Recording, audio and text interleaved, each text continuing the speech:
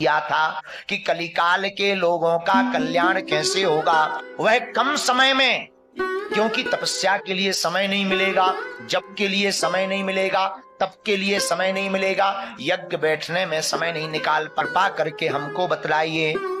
जब योगी राज श्री नारद जी ने संसार के नाना योनियों में जन्मे हुए मनुष्यों के कल्याण के लिए भगवान श्री हरि से प्रार्थना की और कहा, हे भगवान, नाना योनियों में जन्मे हुए मनुष्य नाना प्रकार के दुखों से, क्लेशों से युक्त रहेंगे, नाना प्रकार के भोग भोगेंगे, कष्ट पाएंगे। इनके दुखों का निवारण भगवान श्री नारद जी उनके पास पहुंचकर भगवान श्री विष्णु का ध्यान करते हैं, स्वरूप का ध्यान करते हैं, प्रार्थना करते हैं। चार भुजाओं वाले भगवान नारायण हैं।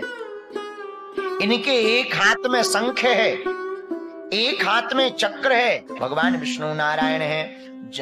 भगवान श्री हरि के स्वरूप को देखकर देवर्षि नारद जी देव स्तुति करने लगे, कहने लगे, हे भगवान, आप वाणी व मन से परे हैं, अनंत स्वरूप वाले हैं, अनंत शक्ति संपन्न हैं। आपका न आदि है, न मध्य है, न अंत है। आप तीनों से रहित हैं।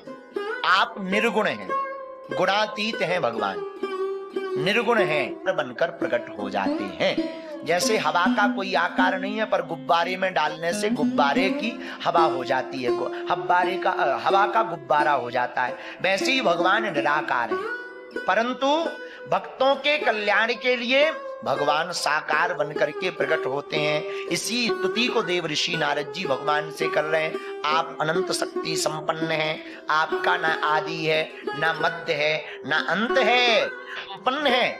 भगवान में सभी गुण व्याप्त हैं। भगवान वही हैं, 6 गुणों से तो व्याप्त ठाकुर जी हैं ही हैं। भगवान श्री हरि को दंडवत प्रणाम करते हुए श्री नारद जी कहने लगे, आप स्थावर जगदात्मक निखिल सृष्टि प्रपंच के कारणभूत तथा भक्तों की पीड़ा को नष्ट करने वाले हैं। भगवान का स्वभाव है, जो इनकी शरण में आता है उसका अवगुण नहीं भगवान देखते। एक गुण, दया निधि रीझ जाते हैं, यही सब ग्रंथ कहते हैं, यही सब वेद गाते। भगवान किस गुण पर रीझ जाएं उनका कोई ठिकाना। श्री बिंदु जी कहते, कृपा की ना होती जो आदत होती, इबादत तुम्हारी, तुम्हारी ही उल्फत के दृग बिंदु।